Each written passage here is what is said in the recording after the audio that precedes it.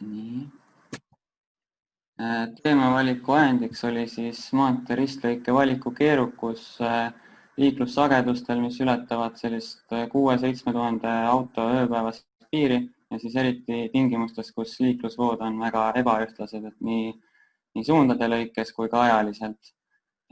Töö eesmärgiks oli hinnata töö eesmärgiks oli kaardistada Eesti põhi- ja tugimaanteedel peamiselt kasutatavad ristlõiked ja siis hinnata nende ristlõigete valikust tulenevalt nende mõjutusi liiklusohutusele ja tee kasutaja mugavusele.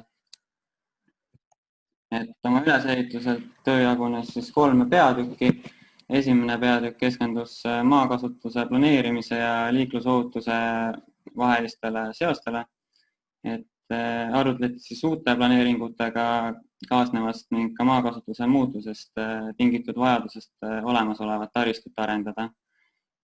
Töö teine peatükk siis juba liikus konkreetsemalt ristlõigete suunas, et kaardistati siis Eesti põhi- ja tugimaanteedel peamiselt kasutatavad ristlõiked ja siis analüüsiti erinevatele tüüpidele iseäralikke omadusi ja erisusi nende vahel. Ja siis töö kolmas peatükk oli praktilist laadi, kus siis teostati liiklusohutuse analüüs ühe konkreetse maanteelõigu näitel, et siis antud töös valiti siis riigi tugimaantee number 15, mis on siis Tallinna-Rapla-Türi, et selle juurde jõuame hiljem, et miks just see lõik.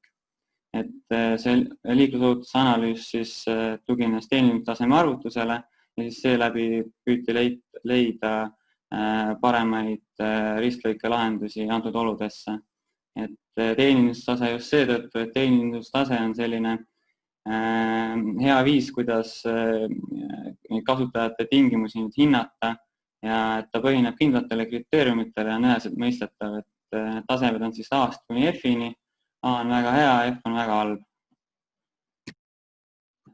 Nagu varasemalt mainitud, siis esimene peatükk keskendus maakasutuse planeerimisele ja selle seosele liiklusohutusega, et läbimõeldud planeeringud ennetavad siis liiklusohutusega seonduvaid probleeme jätkusuutlikul moel, et on oluline, et planeeringud oleksid ulatuslikud ja terviklikud ning oleks ka hinnatud nende mõju liiklusohutusele.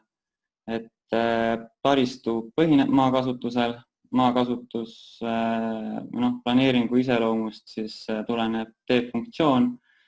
See omakorda määrab siis eeldatava liikluskoormuse ja siis kõik need parameetrid koos peaks siis välja andma sobiva tee ristlõike. Lisaks kasutajatele tuleb ka loomulikult arvestada seal ümbritseva keskkonna ja muude väliskuludega. Siin üha tihedamalt asustatud aladel paikneva olemasoleva teedevõrgustiku arendamine on nagu üsnagi väljakutseid pakkuv, et juba praegu siin tiheasustusega aladel on päris palju selliseid tõsiseid väljakutseid ja tulevikus saab kindlasti neid olema veel enam ja enam, et siis maakasutuse muutus tihtipeale siis võib tekitada vajaduse täiendavate maanteeliigile mitteomaste maasõitude järele, et siis sai siin töös ka välja toodud mõned konkreetsed näited, näiteks Loo-Maardu lõik, kus siis suure põhitee trassi äärde oli planeeritud palju erinevaid uusi arendusi ja siis seal juba ennetuslikult rajati see kogujatee, et hoida lahus kohalikud ja siis läbivad liiklusvood, et kui nad kokku saavad, et siis suureneb selline konfliktide arv, ja kindlasti mõjub see nagu väga negatiivselt liiklusohutusele.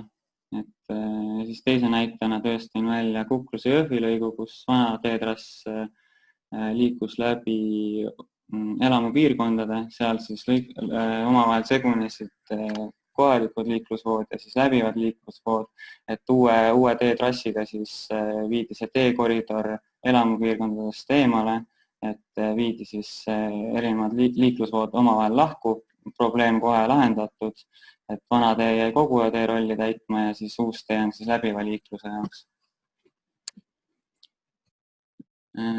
Teises peatükis siis juba käsitleti konkreetsemalt Eesti põhi- ja tugimaanteedel kasutatavaid ristlõikeid, et analüüsiti siis eri tüüpi ristlõikeid, uuriti siis jalgratturi rajatise valikust, et Eesti praegune maanteede liigitus on täielikult nagu liiklussageduse keskne, et töös avaldus vajadus arvestada tee liigi määramisel ka selle funktsiooni ja täpsema liikluse iseloomuga, et leiti, et see aasta keskmine ööpäevane liiklussagedus on varasemalt mainitud mittetüüpiliste liiklusvoogude puhul liialt üldistav suurus, et olla nagu aluseks sobiva ristlõike valikul. Kergliiklejate liiklusohutuse seisukohast nii palju, et analüüsi, et maantee ristlõige ja kergliiklejate rajatise valik on omavahel väga tihedalt seotud, et kui meil on kergliiklejad sealt kindlustatud teel Veenra peal, et siis tuleb nendega arvestada seal, et minu teada varasemad maanteede projekteerimisnormid ja ka praegused sisuliselt nagu kergliiklejatega seal teepeenral ei arvesta, aga kindlasti peaks seda tegema. Et seda on samamoodi võimalik teha näiteks teenindustaseme arvutuse teel, et see siis annaks sobiva kindlustatud peenra laiuse.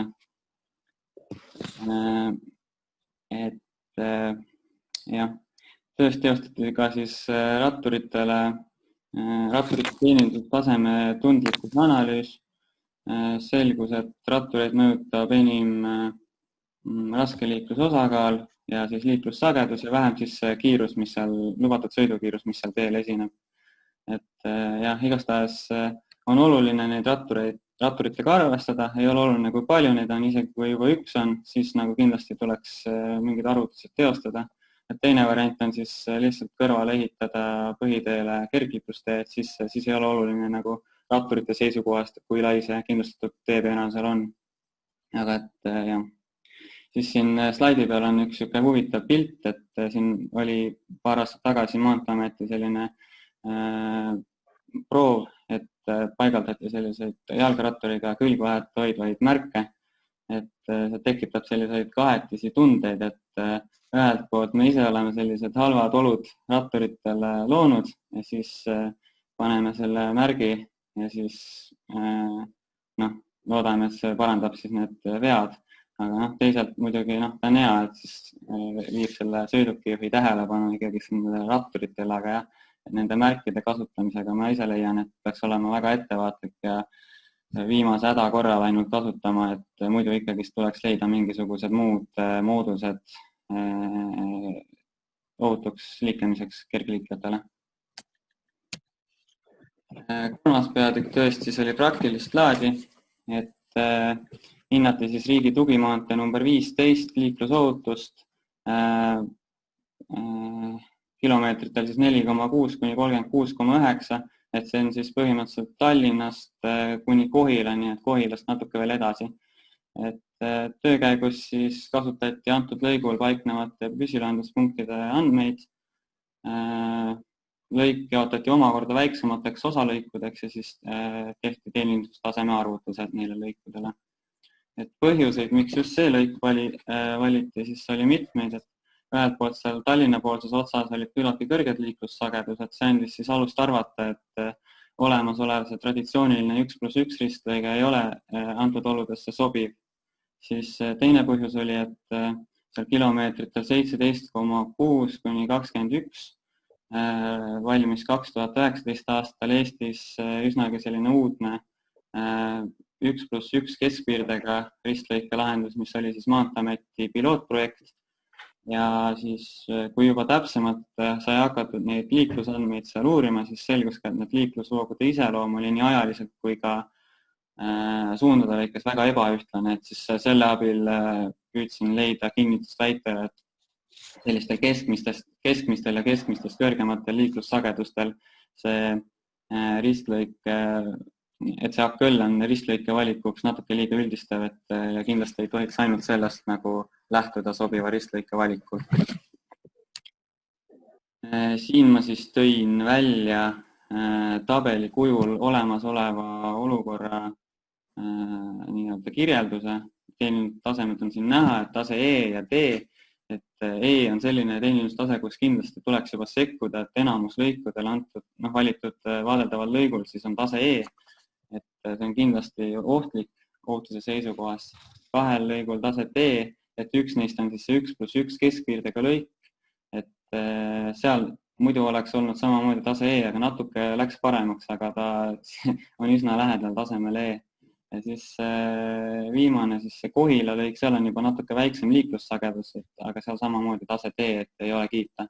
Et jalgratturitele arvutati samamoodi teenindustase ja siis ratturite teenindustase oli samamoodi tase D, et oleks vaja juba mõelda, et kuidas neid tingimusi parandada. Et perspektiivsete lahenduste leidmiseks tehti siis ligikaudne võimalik prognoos, mille alusel siis valiti sobivamaid ristlõikeid. Kaaluti siis kõiki varasemalt kirjeldatud ristlõike tüüpe ja siis arvutuste tulemustel selgus, et kogu lõik alates lõigu algusest Tallinna piiri pealt kuni Kohilani peaks olema 2+2 ristlõikega, aga seda siis kasutades väiksemaid elementide laiuseid, ristlõike elementide laiuseid ja ka madalamaid kiiruseid kui esimese klassi maanteele kohane. Et seda siis toetaks ka D-funktsioon.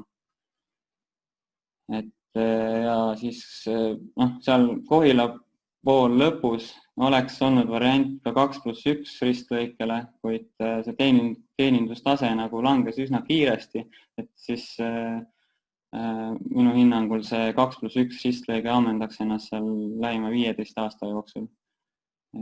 Ja kindlasti, kui nüüd valida, et mida muuta, et millise ristlõike peale lõpuks välja minna, et siis tuleks arvestada ka kergliiklejatega, et kui nad jätta sinna teepeenrale, et siis tuleks kindlasti arvestada teepeenra laiuse valikul, et kui laiuse valikul ka siis nende kergliiklejatega, et läbi arvutada, et mis oleks sobilik peenra laius. Aga kindlasti soovituslik oleks seda olemasolevat kergliiklusteed, mis praegu on kuni Luige sõlmeni, pikendada siis Kohilani ja seda siis teha perspektiivse 2+2 teekoridori arvestades. Töö järeldustest nii palju, et maantee liigi määramisel siis võiks lisaks liiklussagedustele arvestada ka täiendavalt D-funktsiooniga, et D-projektkiiruse ja ristlõike lahenduse võiks määrata D-funktsioon ja siis keskkond ja siis sealt tulenev liiklussagedus, et sobiv ristlõige leitakse läbi teenindustaseme arvutuse, et sealt tuleks välja kõik sobilikud raja laiused, radade arv, üldse ristlõike elementide laiused, et funktsiooni ja siis geomeetriliste parameetrite kooskõla looks siis eeldused liiklusohutuse ja turvalisuse heaks tasemeks. Et keskmisest kõrgematel liiklussagedustel, seal 7000+ autot ööpäevast, võiks muutuda see teenindustaseme arvutus kohustuslikuks. See siis omakorda tähendaks seda, et ristlõiget valides õpiks projekteerija siis ka õpiks täpsemalt tundma siis neid liiklusvooge, mis seal on ja siis vastavalt sellele valida sobilik ristlõige. Et siis viimasena, et ristlõike valikusse tuleks suhtuda terviklikult, teostada vajalikud arvutused kõigi rajatise kasutajate gruppide suhtes ja siis et lisaks autoliiklusele arvestada ka siis kergliiklejatega. Siinkohal mina lõpetakski ja küsimused.